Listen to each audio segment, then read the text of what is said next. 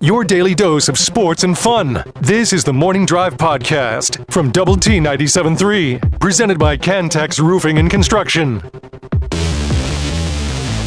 I'm Mike Hebert, owner of Cantex Roofing and Construction. Every day is game day, and we'll get it right when it comes to your roofing, construction, windows, and mirrors. Call Cantex Roofing and Construction today. Together, we are one serving you. Astro baseball this afternoon, 11:40 on 100.7 The Score. They finish up their series with the Detroit Tigers. It's not gone so well so far.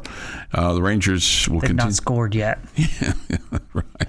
So it's gone horribly wrong for them.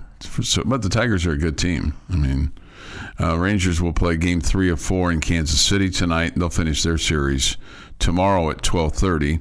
We'll have both those games for you on Double T 97.3. And then the Astros, this is kind of weird.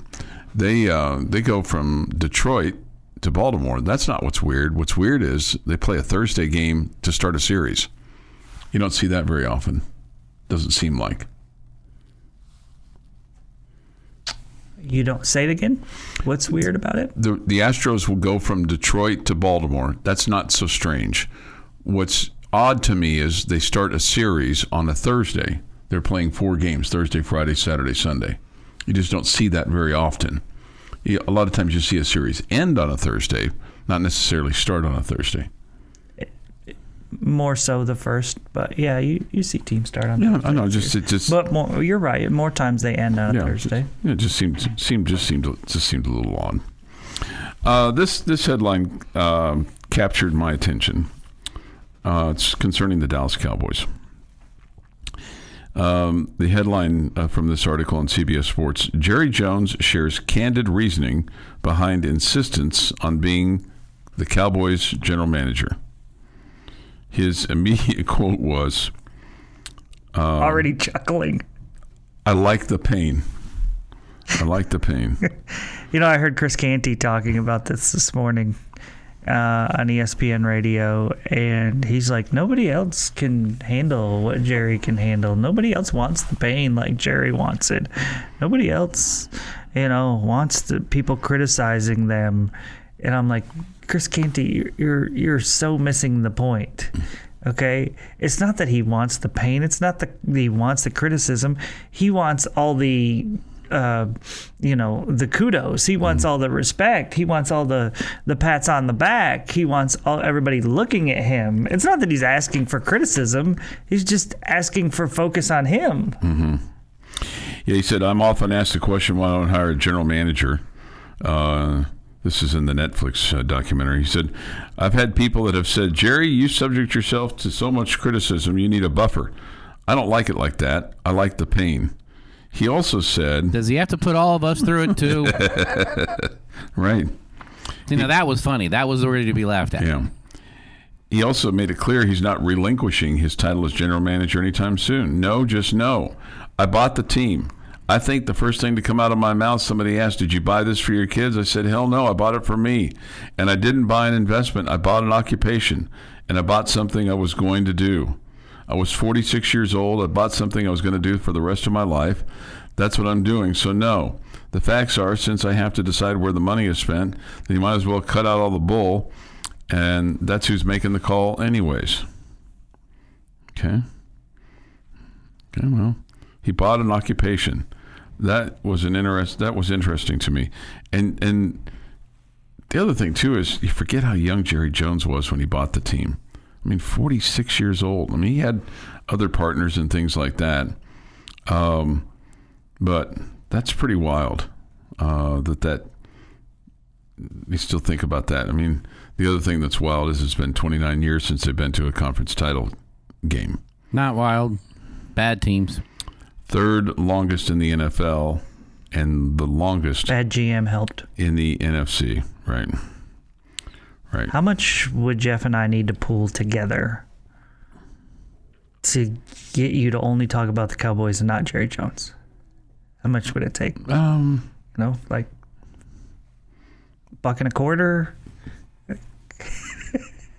Because we haven't talked about but 5 minutes of any of the preseason action. I'm sorry. We talked about it the other day. We talked more than 5 minutes. I don't really even feel that that's also worthy the preseason action. But yeah, I know. But I think I've got a story here on Micah Parsons. We've talked about him. And Jerry Jones got a warning from Troy Aikman on Monday Night Football the other night. None of that is happening on the field. You are absolutely talking about the headlines that need to be talked about, Chuck. I'm not criticizing you. This is what I despise. This is why I've lost because I definitely have over the years rooted for the Cowboys. Okay. Mm-hmm. Yeah, I root for the Cowboys. Not as my favorite team, but just after covering them for so many years and getting to be around the players and seeing guys that I really met and really enjoyed being around and thought were great dudes, I couldn't help but root for them. But Jerry has shown in every way possible that it is not about winning and it is about Jerry. And so I have tired head of Jerry. I still, enjoy watching Cowboy games on Sunday night or Sunday afternoon or Monday or Thursday or whatever, and I'm not rooting for them to lose by any stretch of the imagination. I'm just so tired of Jerry Jones. When he wants to make it a football team and not about Jerry Jones, I'll be back in. Aikman said this on Monday Night Football about Micah Parsons and his leverage. He said, leverage is that they can't win without him. I do think the Cowboys are going to be better than what a lot of people project. I don't think anybody knows what Jerry is ever going to do. He said, you can't be great without Micah Parsons. That's his leverage. His leverage is they can't win without him. That's not to say that the Cowboys won't win any games at all if they don't get a deal done with Parsons. But at any rate, he said, I do think the Cowboys are going to be better. I saw something where, the pundits think their over-under is 7.5. I think they're going to be much better than that. I think they've got a chance. I think I like what Brian Schottenheimer has shown in training camp and going into the year, and they've got some things that I like about the team in general. But without Micah Parsons, I don't think they're going to be able to slow anybody down. He said, I think Brian Schottenheimer is going to do really well as the head coach of the Cowboys. Wow. That's strong words coming from Troy Aikman, who's not always been complimentary of the head coach. So we'll see. We'll see what happens with regard to that. I mean, Brian Schottenheimer threatened the Cowboys. He didn't threaten them. He said to come ready for these last couple of practices because he was going to wear them out. Okay. And then this Netflix deal, apparently Jimmy Johnson, after the team lost the game, he told the flight attendants to put up the food that they didn't deserve to eat. Probably couldn't do that today. But he said, nope, I'm not going to eat anything on this trip. You're going to suffer just like me. You're going to have that nauseating knot in your stomach just like me. So no food for you, Cowboy losers. That's when they lost. Okay. This is the Morning Drive Podcast from Double T 97.3, presented by Cantex Roofing and Construction. The day the work gets done, August the 20th, 2025. Here is Jeff McGuire with his day in sports history. I actually missed one yesterday. Kind of feel guilty about it, so I'm going to hit it here today. Yesterday, in 2021, Kristen Davis scored a goal, and the defense didn't allow a single shot on goal, as Texas Tech opened up its season with a 1-0 win over UTEP at the John Walker Soccer Complex. So there were two soccer things yesterday, and I only got one of them in, so I'm sorry, Coach Doan. I'll try to be better. Man. They were 0 for 0 in shots on goal then. That's pretty good. 1915 for today, Chicago White Sox acquire shoeless Joe Jackson from Cleveland for Robert Roth, Larry Campanell, Ed Kepner, and $31,500. Seems like a big chunk of change at that point. That does, yeah. Jackson, of course, would become involved in the Black Sox scandal 4 years later. Yeah. Do you think he should be exonerated or just continue to let him hang out there? He took the money. Okay. Make the argument all you want. He didn't do anything to earn the money, but he took it. I wonder how many people's opinions are based on the movie 8 Men Out? So many. And the book as well. Like, okay, is that factual? There's some storytelling in it, but there's a lot of research that went into it for the book, which is what the movie was based off of. Ultimately, that we took the money. Yeah. I could listen to an argument though if that was based in fact. Yeah. And I feel like that was not necessarily based in fact. 1938, New York Yankee future Baseball Hall of Fame first baseman Lou Gehrig hits his record 23rd and final Grand Slam in an 11-3 win over the Philadelphia A's at Shibe Park. 1957, Chicago White Sox Bob Keegan no-hits the Washington Senators 6-0. In 1974, Nolan Ryan's pitch is measured at a record 100.4 miles per hour. 1991, Dolphins' Dan Marino surpasses Joe Montana as the highest-paid NFL player with a 5-year extension. You guys want to take a shot at what he got for 5 years? Okay. For Marino, I'm going to guess $1.5 million a year. More than that. More than that, okay. 5-year extension for an extra $25 million.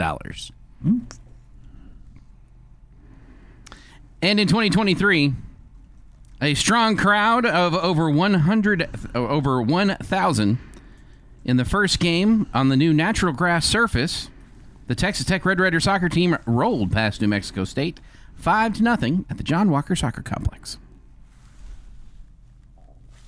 It is National Chocolate Pecan Day. Excuse me. Let me try that again. Chocolate Pecan Pie Day. Yeah, I'm out. I forgot a word. Do you like the chocolate pecan pie? Or just the pecan pie? I've never had pecan pie. Okay.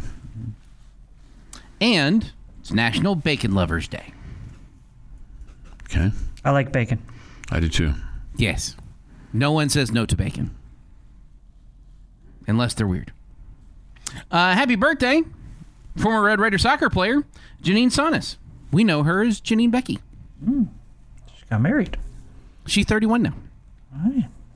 Demi Lovato, 32. Andrew Garfield, 42. Amy Adams, 51. Robert Plant, 77.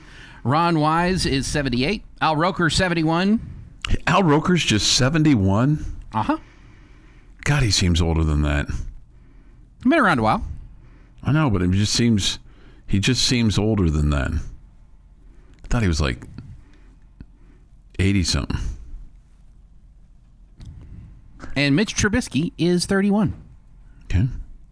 And on this day, lots of things happened on this day in history, but I thought this one was fun. You ever waited a really long time for somebody to reply to a text message and you get annoyed at it? Mm-hmm. You're like, you just had your phone in your hand. You just sent me a message. I replied. Well, happens to me quite frequently, to be quite candid with you. 1911, the New York Times decided to send a telegram in order to determine how fast a commercial message could be sent around the world. The message, reading simply, "This message sent around the world," left the dispatch room on the 17th floor of the Times building in New York at 7 p.m. on August 20th. After it traveled more than 28,000 miles, being relayed by 16 different operators through San Francisco, the Philippines, Hong Kong, Saigon, Singapore, Bombay, Malta, Lisbon, the Azores, among other locations, the reply was received by the same operator 16 and a half minutes later. It was the fastest time achieved by a commercial cablegram since the opening of the Pacific Cable in 1900 by the Commercial Cable Company. So the next time you're really waiting for somebody and it takes them 17 minutes to get back to you on a text message, you say, you could have telegrammed it to me faster. Okay. Yeah, is this day of sports history. This day in sports history. There is nothing more annoying than responding to somebody's text. Okay? They ask you a question. You respond to that question, and in that response, you also have another question, and then they don't respond to you.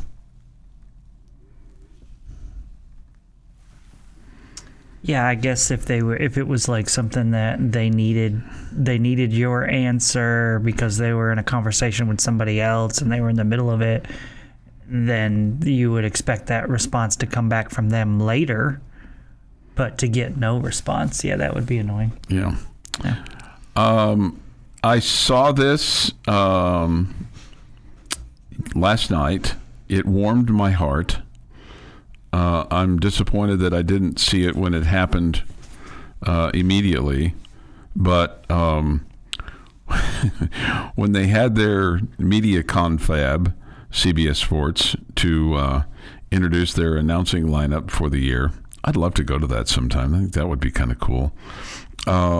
They announced, because this is the 50th anniversary of the NFL Today on CBS, that for week 3 of the NFL Today, none other than Brent Musburger will come back to host the show with all the graphics and the music like it's supposed to be.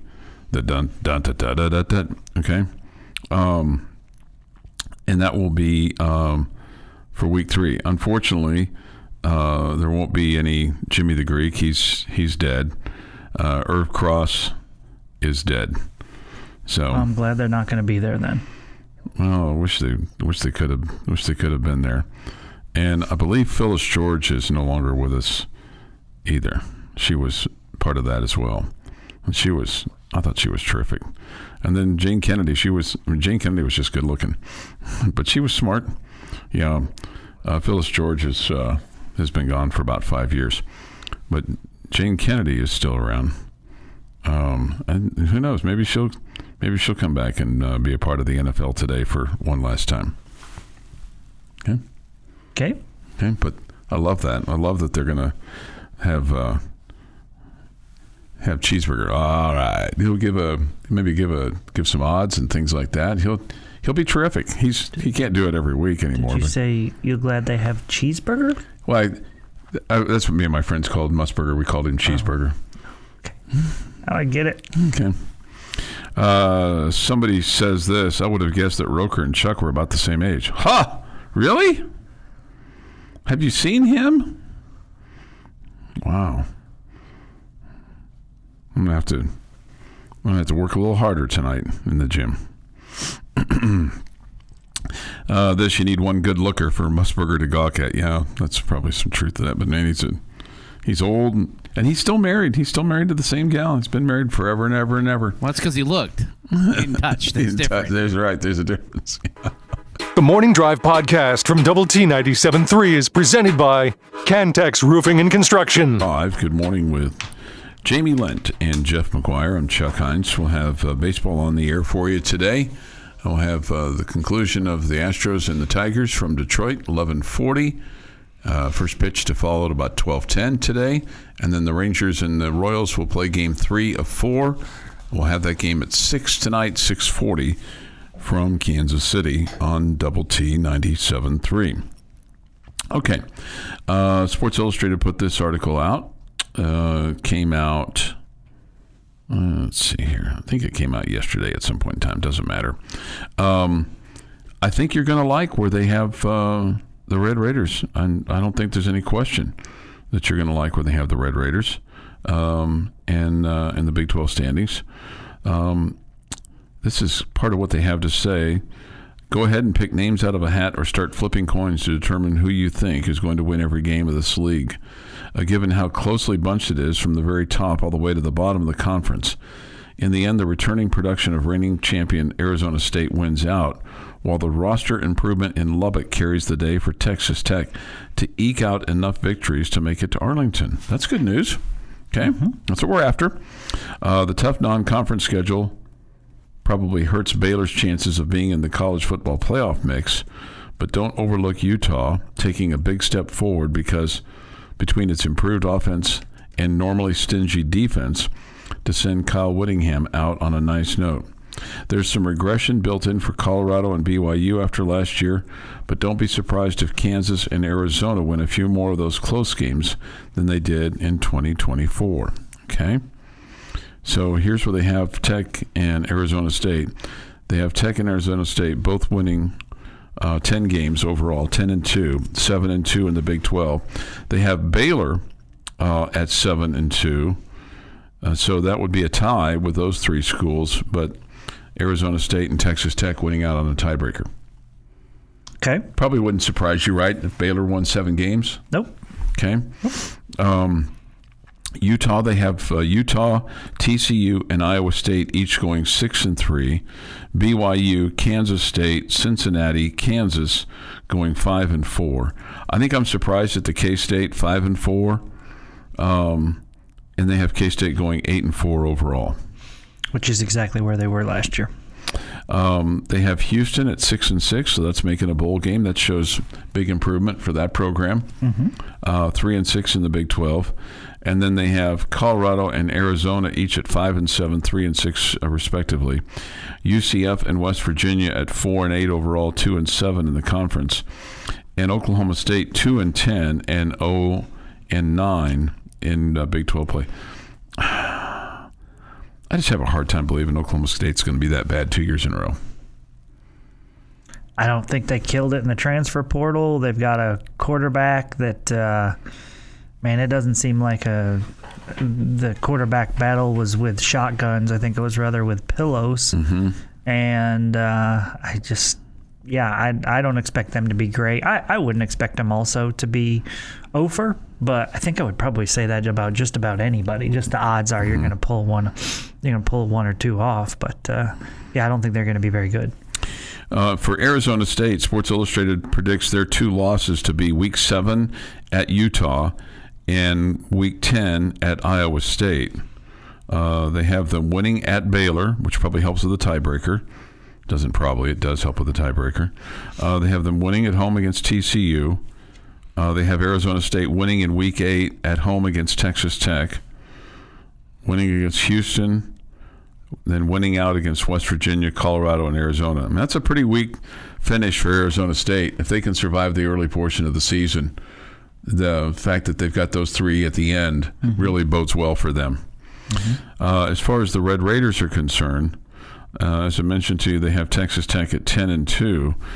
And it's not going to surprise you who they have Tech losing to. Week 4 at Utah, and then Week 8 at Arizona State. They do have the Red Raiders winning at Kansas State, winning at Houston, and then winning at West Virginia.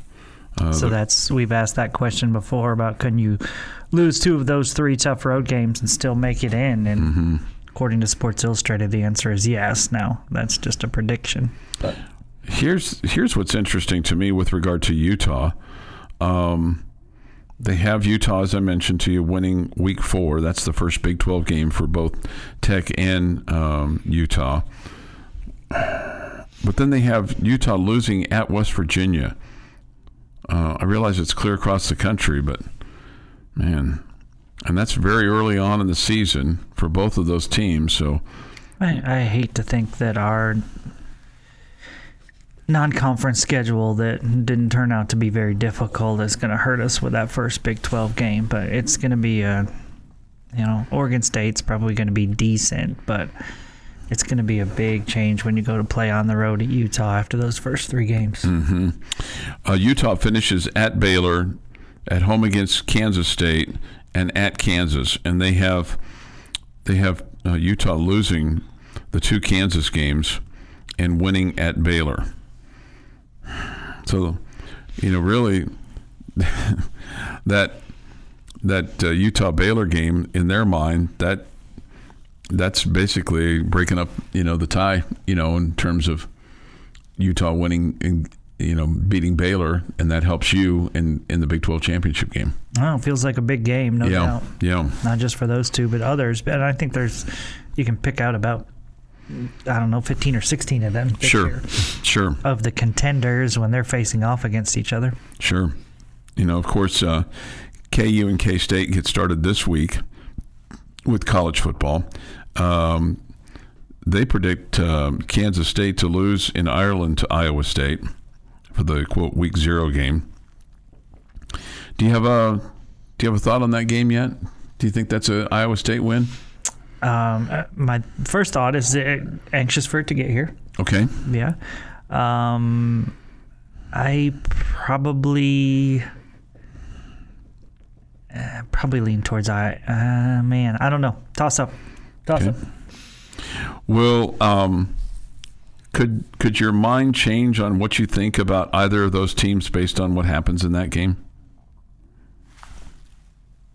Yeah, one of them looks terrible. Yeah, I mean, if there's well, I'll say, I don't think they're that good this year. If one of them looks great, I'll be like, hey, I was really impressed with them. They might be better than we thought.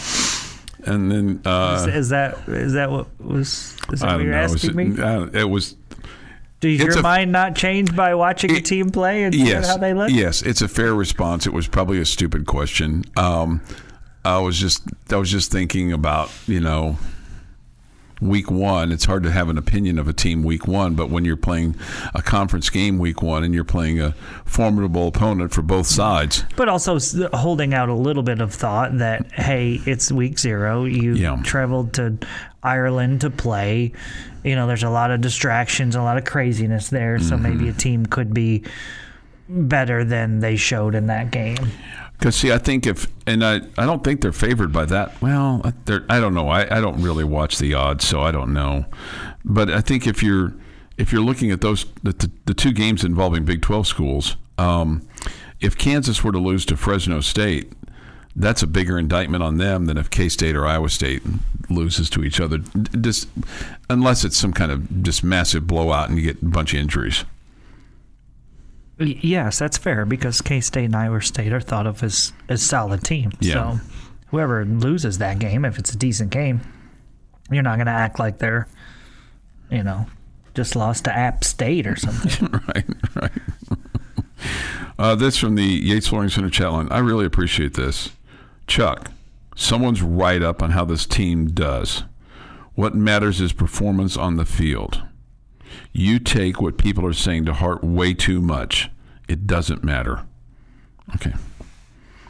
That sounds like something like a defensive coach like a hard-nosed coach would say to you. It does not matter. Like Shield would. Yeah, that's what I was thinking. Yeah. I don't know him. I've only shook his hand. I think we shook hands. It's probably him. He texted in. Yeah. Did you offer to buy him a coat? No, I did not. Okay. Taking my boys to school, and they wanted to tell you guys good morning. Hey, good morning, fellas. Be model citizens today. Do what your teachers say. Learn something. And be nice to your parents. Your daily dose of sports and fun. This is the Morning Drive Podcast from Double T 97.3. Presented by Cantex Roofing and Construction. Jamie's question of the day on Double T 97.3 is brought to you by Connecticut of West Texas. All right, gentlemen, I am trying to gauge which of these two things you think is going to change more. So today I say to you that the Texas Tech offense last year for the season averaged 37.6 points per game. That led the Big 12 Conference by more than 3 points per game. I almost said 3 runs per game. 3 points per game. Okay. Your Texas Tech defense averaged 34.8 points per game allowed. That was 15th in the Big 12. Okay. Only ahead of Oklahoma State, who went over in conference. They gave up 35.6 points per game. So 37.6 scoring last year, 34.8 defensively last year. What do you think guess to where those numbers will be this season? I think your defensive points allowed will be significantly less. You had 2 games that you gave up more than 50 points. You gave up 51 to Abilene Christian. You gave up 59 to Baylor. You gave up 48 to Oklahoma State. Okay? And one. And one, right. Yeah, you won 2 of those 3 games. You gave up 41 to Cincinnati and 39 to Arkansas in the bowl game. You know what? I think, man, here's a bold statement. I think you're going to give up less than 40 points a game on average this year. Okay. you gave up 34.8 per game last year. Oh, 34.8? Oh, Yeah. I'm sorry. I thought I was higher than that. Okay. I don't know if you're high or how high you are, but Okay, 34.8. All right, I'm sorry, I misunderstood you. Okay, I'll say you're going to give up 29 points a game defensively this year. So almost 5 to 6 points because less I per think game. because you're not going to have the 50 burger points that you gave up to ACU and to Baylor. And then offensively, what was the offensive number again? 37.6. I think you're going to be around. I think you're going to be at 38. I think you're going to be right about that. Okay. I don't think you're going to really score that many more points. I could see both numbers being improved by a touchdown. So you get to 44 points a game on the offense and 27 points plus on defense. With your no longer focusing as much on the run, you're going to have more opportunities. You're going to be able to score more points there. You're not going to be running as much clock. Games are going to be longer with you passing the ball around and more opportunities to have some quick strikes. Taj was a lot of things. He wasn't a home run hitter. He was more, I'm going to go get 15, 20 yards on a big play as opposed to I'm going to take one to the house from the 20. I don't know. There was that one with Jalen Conyers where they high-fived. That was more the exception than the rule for Taj. Totally fair. And that's not a knock on Taj because Taj was excellent last year. But with the weapons that you've got on offense, I don't know that it's a shock to say you're going to score another touchdown a game and get up in the 40s on average. So a 14-point swing, 7 both ways. So you're talking 44 plus, you're talking 27 plus. Yeah. Okay. Man, to go from a 3-point differential to a 17-point differential, that's massive. I think I'm more conservative on offense than you, Jeff. I think I'll probably bump to 40-ish. Okay. So 2.5, 3 points per game. And then I think I'll be a little bit more conservative than you two on defense too. But I don't know. This could be dramatically different. I mean, there were 1, 2, 3, 4, 5, 6, 7, 8, 9 teams in the Big 12 last year that gave up less than 25 points per game. Wow.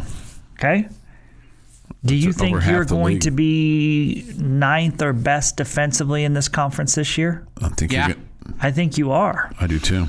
But I also look at what you have at the quarterback position at this in this conference and feel like it's going to be difficult because you should have some really good offenses because for the most part you've got really good quarterback play. So I think I've talked myself into more than just down to 30. I think I'll go to like 27.5-ish. So in Big 12 play last year, your defense gave up 33.8 points a game. Your offense scored 36.5 points a game. And that doesn't count the bowl game. That's the 9 Big 12 games. Mm-hmm. Okay. Okay. Yeah. So I don't know. I could see where Jeff is coming from on the additional offense and the defense. Somebody says this. I agree with Jeff. With better defense and more stops, that's more opportunities for the offense. You hope so. Yeah. You hope so. No question. Complimentary football. Oh, we love that. And we love Just so Do we we? can say it, that word, right? right. That's where I was coming from. Do Right. we? Have we really truly experienced complimentary football? I mean, we've heard about Yeah. it. We've heard. He just said we love it. He didn't say we've seen it a lot. No, Well, we can you love love it. something you haven't seen? Yeah, I mean, because I love it when the coaches talk about complimentary. When they played complimentary football, and then when they do play complimentary football, and they say that they played. I've never seen us win a national championship in football. I guarantee you I'll love it. Fair enough.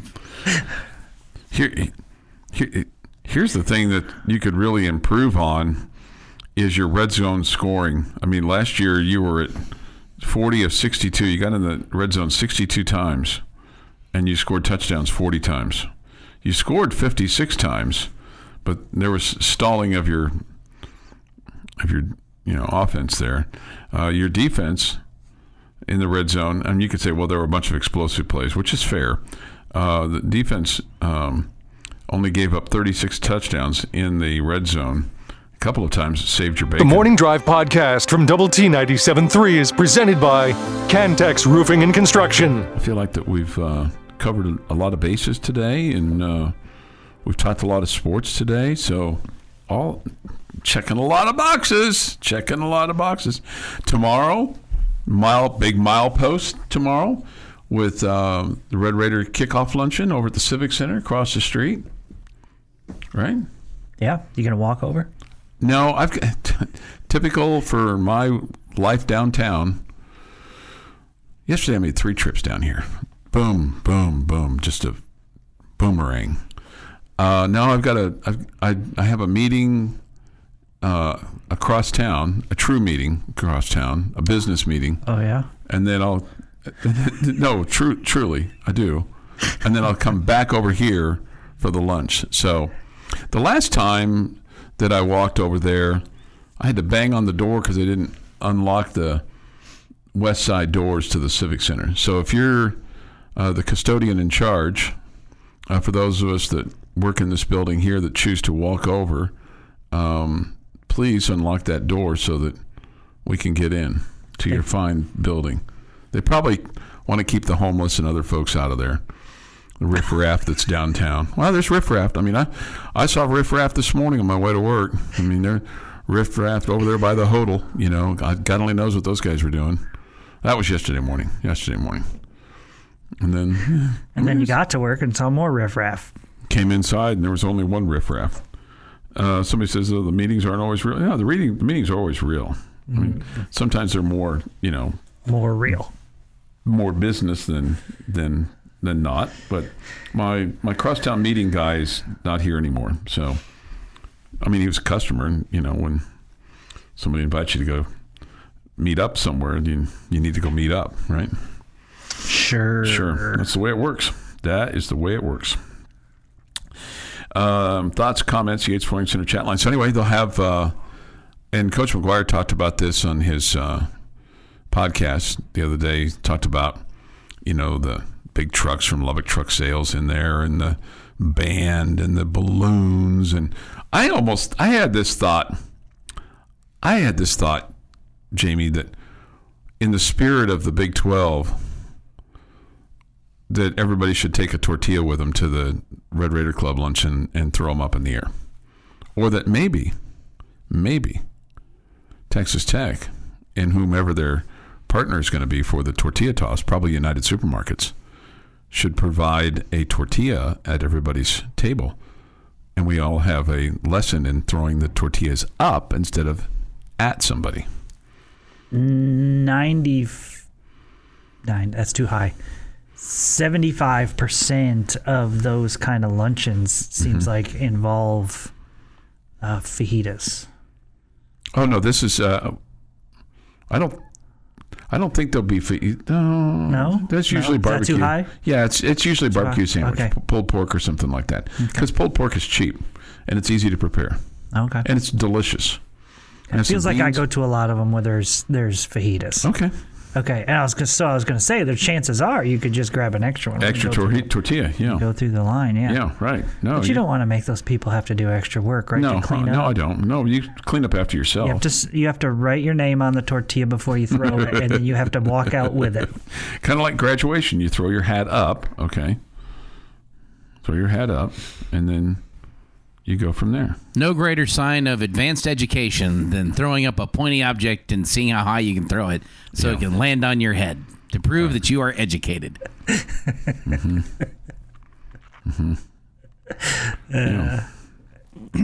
It's a whole lot better than what we got going on nowadays, right?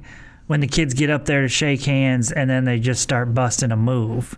Yeah. I mean, did you do that when you graduated from? Yeah, that's me, Chuck. Yeah, that's got Jamie Lent written all over it. Yeah, that is just obnoxious. Be respectful. Shake the hand. Walk through. Right. Okay?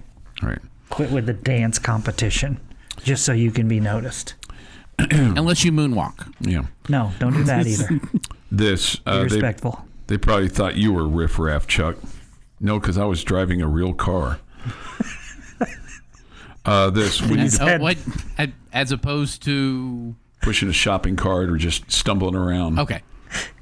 Yeah, but it has had hail damage repaired like 5 times. 5 might be 3 at least. Okay. Three at least. I really thought it was only 2. No, so it's been 3 times at least. Man, what's going on with your garage, dude? Yeah, it's not available. All right, that was low, Jamie. We need to present Chuck. It's funny when he brings it up about the hail damage. You brought up the hail damage to bring up the garage. That's low. It was an end to a means. I got it. It's fair. It's a fair shot. Had you brought up that you had more hail damage, then it would have been a fair shot. Yeah. He brought up the hail damage. He was criticizing their shopping carts. I was sticking up for him. Some of those people scare me, man. I mean, they just don't know what's going on. We need to present Chuck the Golden Cassette Award for Longtime Excellence in Broadcasting. Longtime excellence. I'm here for it. Okay. Let's see. I'll hand him the trophy. We need it to be big. I'll buy the trophy. College Football HQ. I've never heard of these people, but they predicted every game in the Big 12 for the 2025 season. We should send them Choice and Jamie and Clint's predictions as well, so that we could get you guys on the record somewhere. Their record for Texas Tech, I don't like it as much as I liked Sports Illustrated. And Sports Illustrated is a much more credible, reputable thing, even though they don't publish every week like they used to. For Texas Tech, here's what they have. They have Texas Tech losing at Utah. That's, I think, a conventional loss. They have Tech losing at Arizona State, okay? And this would be a typical Tech loss because you'd have a lot on the line here, and I hate even bringing this up. But they have Texas Tech losing at West Virginia to end the season and finishing with a record of 6-3 in the Big 12, 9-3 overall. This is what they say about the Red Raiders. Can I ask this? Sure. Is there been what situation in I'm truly asking, which situation where you like, hey, win this game and you're in the conference championship game, have we had in recent times? I'm just saying, if you'd have beaten TCU in 1993. I know, it's 32 years ago. That seems like yesterday. So yeah, in recent times. And if you had beaten TCU in game whatever it was last year, you also would have, but it wasn't win this one you're in. We didn't know it at the time. Yeah. When was the last time that's happened? Your point is made, Counselor. So I don't feel like typical Tech was fair there. Well, I'm talking about typical Tech on the loss to a team that you shouldn't lose to is what I meant. That's what people would say. Oh, typical Tech. We could see it on Monday morning. Typical Tech. Typical Tech. Well, typical Tech also beats teams that you probably shouldn't have beaten, like Iowa State last year. Yeah, you're right. Yeah. You're right. This has been the Morning Drive Podcast, presented by Cantex Roofing and Construction. Check out our library of Double T 97.3 podcasts at doublet97.3.com.